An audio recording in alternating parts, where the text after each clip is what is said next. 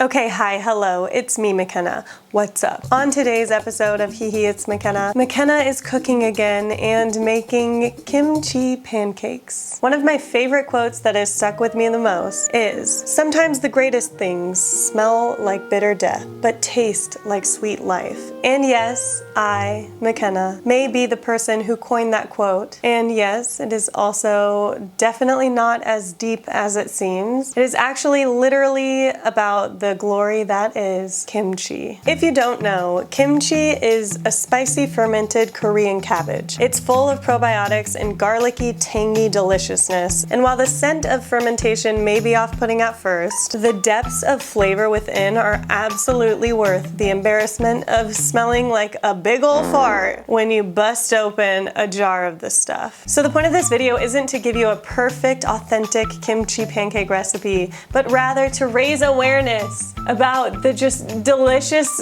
great snack you are probably missing out on, because I only recently heard about kimchi pancakes in the last couple of years, and I feel like maybe a lot of people don't know about them. They're like an underground snack, and I want everybody to know about them. If you like kimchi and you haven't made kimchi pancakes yet, you're truly missing out. I'm obviously ill-qualified to really give you the most delectable, perfect recipe for a kimchi pancake because, look at me. I'm not a chef, nor am I Korean, so there's only so much I can bring to the table when it comes to cooking food from other cultures, but it doesn't even matter. The most simple kimchi pancake recipe is gonna be good. So with all that being said, let's do this. So I'm gonna be cooking the kimchi pancakes on this cast iron skillet. This is my boyfriend's neglected cast iron skillet. There are quite literally some spider webs inside of it. It's rusty. I watched a video how to clean it, re-season it. We're learning things from Bon Appetit today. I'm not gonna go into depth about cleaning and seasoning the cast iron skillet. It's just really not my place to do so. So I'll link the video below of Brad explaining it thoroughly. And in the meantime, I'm gonna clean it and season it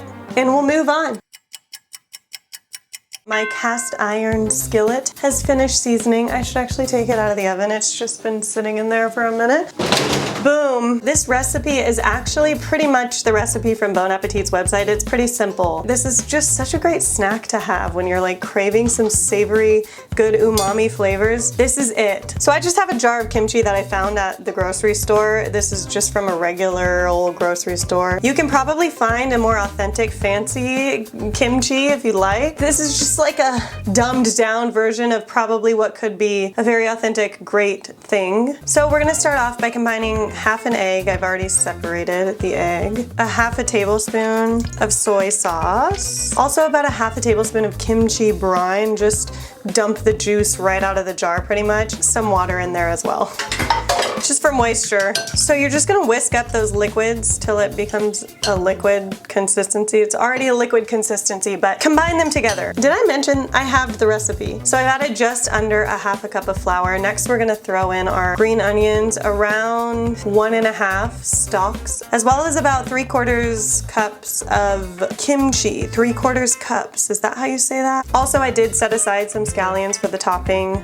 just to make it pretty at the end. So just mix in that green onion and kimchi until fully combined. This looks really great. And you're gonna get a very sticky battery, not a battery, AAA battery. You're gonna just pop it right into the oven. Bloop. Our batter's done. It's that easy. I know. It's too easy. I don't even know. Is this video gonna be 3 minutes long? Maybe. Whatever. That's fine. We need to raise awareness for kimchi pancakes because they're delicious. We're gonna move back here to the stovetop and cook these up, get them really crispy and hot and nice. And I'm gonna show you the sauce recipe. The sauce I'm gonna make is something that I just kind of like winged one day. I winged it one day and it was delicious. So I'm just gonna make that sauce and we're gonna eat it. Well, I am. I don't know about you. I gotta move my whole set, like as if I have a set. As if I don't have my lighting just leaning up here against my cabinet. You're inside of my cabinet right now. You're leaning against my glass bowls. Get out of here. Okay, I've transitioned. Well, let me move this shiznaz. Okay, we moved our set.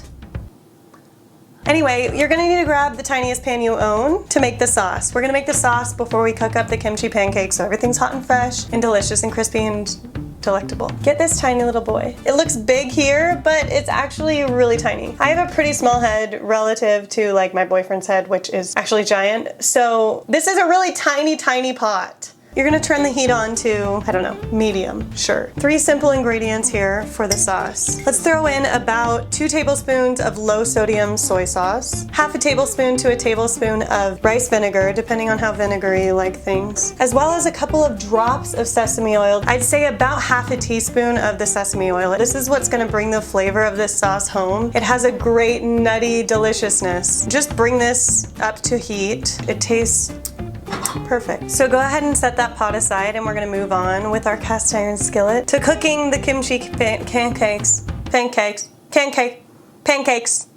pancakes. So let's bring our cast iron skillet up to about medium heat. Let it get up to temp for a sec. So I am gonna be using grapeseed oil for frying these bad boys up because it has a high smoke point, and so therefore it takes a while for it to get high, man. No. It takes a while for it to get hot. Not high. It won't give burnt pieces of burntness as easily. That's a great descriptor. I should really get a cooking show. Okay, so let's just go ahead and drizzle a decent amount of oil into our skillet. I'm not used to having to use oven mitts every time I want to move a pan around, but cast iron is just special in that way. I'm like more of one of those suburban home cooks who uses all like Costco rubber handled Circulon, Calphalon pots and pans, and I use like OXO spatulas. I'm just a basic home cook, okay? And I'm here to do basic home cooking for you to watch. That's feeling pretty good so far. I don't know how long it takes to heat up cast iron, honestly. I'm not well versed in the cast iron department, so it feels pretty good to me. I'm just gonna use my rubber spatula to like scoop scoops on because I feel like it'll be effective. I should be able to fit 4 nicely onto here unless I'm dumb like I am, and in that case I will only be able to fit 3 because I didn't space it out correctly. Let me try to move this one over. There we go. Okay, I can fit our 4th one now. One of them's a little runt. That's okay. They're frying up nicely. So far, so good. So we're just gonna let these bad boys heat up for a couple minutes on each side. I don't know how long, honestly. This is so easy and quick. My posture is horrible on this. All right, let's wait for these bad boys to heat up. Yeah, all right. Looking good. Let's not. Let's be a lady, okay? Cut to the footage that I didn't show of me saying that I pretty much just shat my pants. I'm not putting that in. I'm gonna put it in. It's hilarious. It's gross. I'm not going to. I'm gonna put it in. I'm not gonna. My stomach really hurts. Oh God, I think I'm gonna shit in my pants. I just sharted. Oh God. I can't. I have to do this. I have to go to the bathroom. I'll be back. Oh yeah, I think these boys are ready to flip. Ooh, baby. Honestly, that one's not as gold as the other one. All right, it's been about 3 more minutes. I have every reason to believe that these are finished cooking now. It's time to plate them up and share them with no one because I'm alone all the time. I'm just kidding. Not all the time. A good amount of time, though, I spend alone. Throwing 3 of them on the plate, saving one for my boyfriend for later when he's done working. And we're gonna take some of our scallions that we had reserved for the top. Oh my God, that looks great. I've gotta move my set again.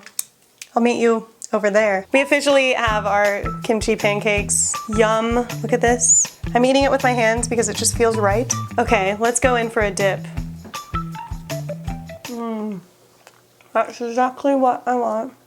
Yum, yum, yum. Some of those fresh scallions on top. Look at all the fibrous kimchi in there. Oh my God. I love kimchi pancakes. I'm just like eating.